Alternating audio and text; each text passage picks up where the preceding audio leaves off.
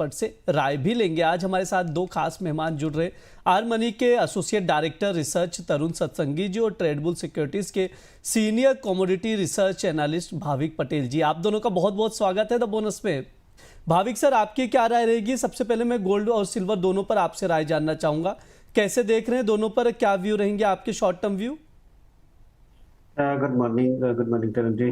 देखिए, short term में अभी भी मुझे लग रहा है बाइंग है। I think line on the sand बोलेंगे तो मुझे लग रहा है कि जब तक 4160 के नीचे सोना नहीं जाता और 56.50 के नीचे चांदी नहीं जाती, तब तक मुझे नहीं लग रहा है कि कोई मेजर करेक्शन आ सकता है। आई थिंक उसके नीचे ही अगर जाता है तो ही करेक्शन आता है, और ये जो हमें करेक्शन अभी फिलहाल दिख रहा है, आई थिंक वो एक बाइंग अपॉर्चुनिटी है, क्योंकि एक प्रॉफिट बुकिंग है। इतना रनअप के बाद थोड़ी बहुत तो मार्केट कूल डाउन हो गए, लोग प्रॉफिट होंगे वो ऑफ द टेबल लेंगे। बट अगेन, जैसे मैंने बताया कि 4160 के नीचे जब तक नहीं जाता तब तक कोई मेजर करेक्शन नहीं लग रहा है। और अगर हम डेटा भी देखें तो ये भी काफ़ी डेटा आने वाले हैं, कि जहाँ पे आज नॉन फार्म पेरोल के डेटा आने वाले अक्टूबर नवंबर के, और थर्सडे को सीपीआई भी आने वाला है। और नेक्स्ट वीक अगर देखें तो हॉलीडे सीजन भी है, जिसकी वजह से वॉल्यूम कम होगा तो लिक्विडिटी बढ़ के रहेगी। और मुझे नहीं लग रहा है कि अभी नेक्स्ट ईयर में भी फेड जो है वो रेट होल्ड करेंगे, क्योंकि जिस हिसाब से इकोनॉमिक डेटा आ रहा है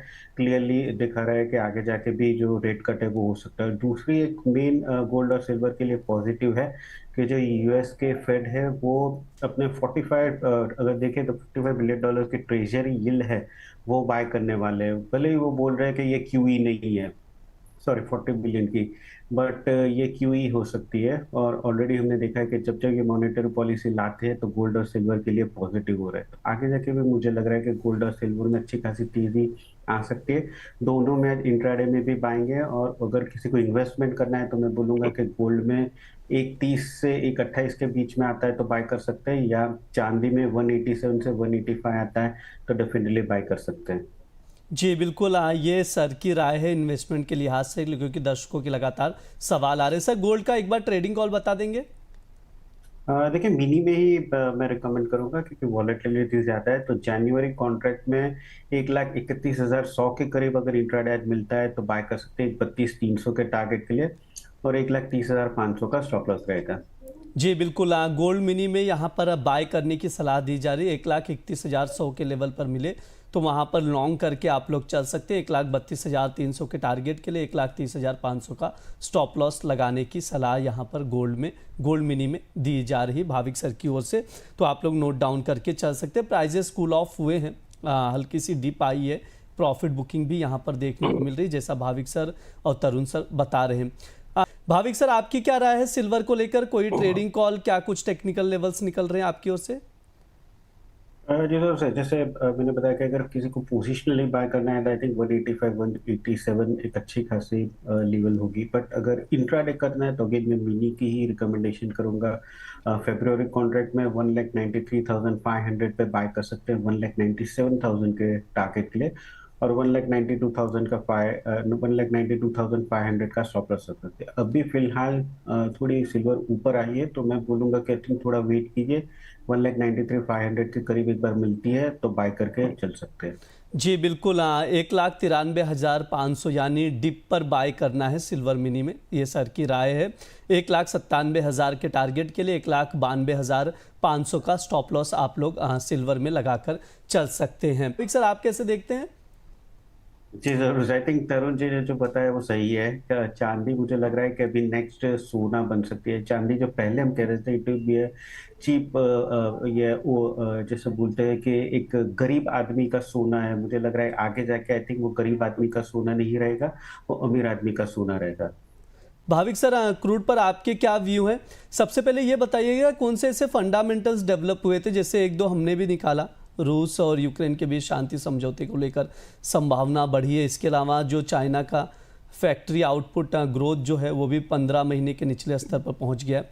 सर, और क्या क्या डेवलपमेंट्स देख रहे हैं जिसके वजह से प्राइजेस में गिरावट देखने को मिल रही है? जरूर, आई थिंक मेन तो यही तो है कि चाइना रूस के सॉरी रशिया और यूक्रेन के जो पीस टॉक्स है वो थोड़े आगे आए हैं। और दूसरा ये चाइना का इस बार जो इकोनॉमिक डेटा दिखे वो थोड़े वीक है। और दूसरा अगर देखें तो यूजुअली ये टाइम भी रहता है कि जहाँ पे क्रूड की डिमांड जो रहती है वो पीक ही रहती है, और अभी भी अगर देखें तो सप्लाई कट काफ़ी है। आगे जाके भी जो डिमांड है वो एक्सपेक्टेड है कि थोड़ी वीक ही रहेगी। और अभी फिलहाल कोई सप्लाई शॉक आ ही नहीं रहे, क्योंकि ऑल्दो यूक्रेन ने रशिया के काफ़ी रिफाइनरीज पे अटैक किया है, बट अगेन सैंक्शंस की वजह से रशिया इतना ऑयल जो है वो बाहर नहीं ला रहा है, और उसकी वजह से भी मार्केट में इतना ग्लट है वो कम नहीं हो रहा है। तो आगे जाके भी आई थिंक मुझे भी लग रहा है कि जो सेलिंग प्रेशर है वो कंटिन्यू रहेगा। WTI जैसे तरुण जी ने भी बताया कि 55 के नीचे जाता है तो मुझे लग रहा है ज़्यादा और करेक्शन आ सकता है। तो ओवरऑल मुझे भी क्रूड में वीक ही लग रहा है। आगे जाके भी आई थिंक कोई भी ऊपर भी प्राइस आएगा तो आई थिंक वो शॉर्ट की अपॉर्चुनिटी रहेगी। फिलहाल के लिए नियर टर्म में कोई तेज़ी ऐसे दिख नहीं रही है। जी बिल्कुल, यहाँ पर शॉर्ट टर्म में अगर फिलहाल देखा जाए जो फंडामेंटल से टेक्निकल लेवल से कोई भी तेज़ी दिख नहीं रही है, यानी यहाँ से और गिरावट देखने को मिल सकती है। सर कोई ट्रेडिंग कॉल भी बन रहा है क्या भाविक सर आपकी ओर से क्रूड ऑयल में? जी सर, फ्यूचर में 5180 पे शॉर्ट करके चल सकते हैं 5100 के टारगेट के लिए, और 5220 का स्टॉप लॉस रहेगा। जी बिल्कुल, ट्रेडिंग कॉल यहाँ पर स्क्रीन पर शो किया जा रहा है, आप लोग देख सकते हैं। 5180 पर बेच कर चले, 5100 के टारगेट के लिए 5220 का स्टॉप लॉस लगाएं ज़रूर आप लोग क्रूड ऑयल में। ये भाविक सर आपकी क्या राय है? देखिए, इनिशियली अगर हमने देखा है तो ये जो तेजी थी तो एक्सपेक्टेड थे कि इस बार जो ठंडी है यूएस में वो ज़्यादा होगी, और नवंबर मिड और दिसंबर के स्टार्ट में लग भी रहा था, बट उसके बाद जो टेम्परेचर दिखा रहे थे वो थोड़े वार्मर थे, और जैसे तरुण जी ने भी बताया जो एक्सपेक्टेशन था वो थोड़ा चेंज हो गया है कि इस बार जो ठंडी इतनी ज़्यादा नहीं होगी। तो उसकी वजह से हम देख रहे हैं कि लगातार प्राइसेस जो है वो करेक्ट हो रहा है। अगेन मैं भी तरुण जी के साथ ही हूँ, मुझे भी नहीं लग रहा है कि यहाँ से बहुत ज़्यादा तेज़ी हो सकती है। शायद हाई जो है वो बन चुका है ये विंटर का। और अगेन मैं भी अगर थोड़ा भी तेज़ होता है तो मैं करेक्ट की ही वेट का, इनफैक्ट मैं हायर प्राइस पे शॉर्ट की ही रिकमेंडेशन करूंगा, बट अभी फिलहाल इतनी प्राइसेस करेक्ट हो गई है तो यहाँ से सेलिंग के रिकमेंडेशन में नहीं करूंगा। आई थिंक मैं वेट करूंगा, थोड़ा यहाँ से ऊपर आता है 393 या 400 के करीब एक बार शॉर्ट करने के लिए। तो अभी फिलहाल के लिए एवॉइड का ही ट्रेड है, क्योंकि बाय दिख नहीं रहा है यहाँ से, और सेलिंग के लिए मुझे लग रहा है कि थोड़ा ऊपर आता है तो ही एक अच्छा अपॉर्चुनिटी मिलेगी ट्रेडिंग के लिए। तो फिलहाल शॉर्ट टर्म के लिए 1 से 2 दिन के लिए मेरी एवॉइड की ही यहाँ पे रिकमेंडेशन है। जी बिल्कुल, ओवरऑल जो राय निकल कर आ रही कि नेचुरल गैस में और गिरावट देखने को मिल सकती है, लेकिन 320 से लेट जो है 181 एक ही रेंज में ही नज़र आ रहा है, और एल्युमिनियम देखे 279 पर ट्रेड करता हुआ दिख रहा है। यहाँ पर भाविक सर आपके पास मैं आना चाहूँगा, टॉप पिक में क्या रहेगा, क्या राय रहेगी सर टॉप पिक को लेकर आज के लिए बेस मेटल में?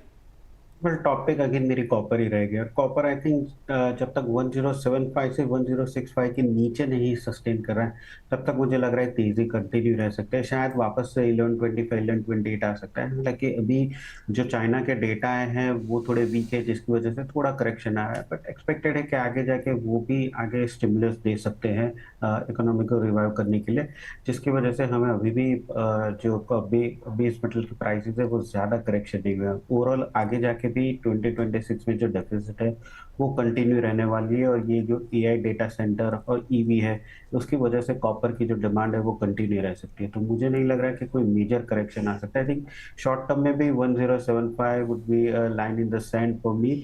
उसके नीचे जाता है तो मैं शायद मेरी लॉन्ग पोजीशन वो निकाल सकता हूँ, बट अभी के लिए I think long position hold करके चल सकते हैं। इंट्राडे भी 1082 के करीब आता है तो 1077 के स्टॉप लॉस से बाय कर सकते हैं 1090 के टारगेट के लिए। जी बिल्कुल, 1090 के टारगेट के लिए यहाँ पर बाय करके चल सकते हैं सर की राय है, यानी बाय ऑन डिप की ही स्ट्रैटेजी यहाँ पर निकल कर आ रही है। भाविक सर आपकी ओर से डिस्क्लेमर? जो भी आज मैंने एडवाइस दी है वो क्लाइंट को दी है और उनकी पोजीशन हो सकती है। मेरे पर्सनल पोर्टफोलियो में कोई कमोडिटी की पोजीशन नहीं है। जी बिल्कुल, बहुत बहुत शुक्रिया भाविक सर, तरुण सर आज की चर्चा में जुड़ने के लिए। ये हमारा मंडी मास्टर शो है, इस दौरान तमाम कमोडिटीज़ पर विस्तार से बातचीत की जाती है, फंडामेंटल्स बताए जाते हैं, टेक्निकल लेवल्स भी बताए जाते हैं, ट्रेडिंग कॉल्स दिए जाते हैं जिन पर आप लोग नज़र बनाकर चल सकते हैं। फिलहाल इस शो में इतना ही, आप लोग बने रहिए द बोनस के साथ। धन्यवाद।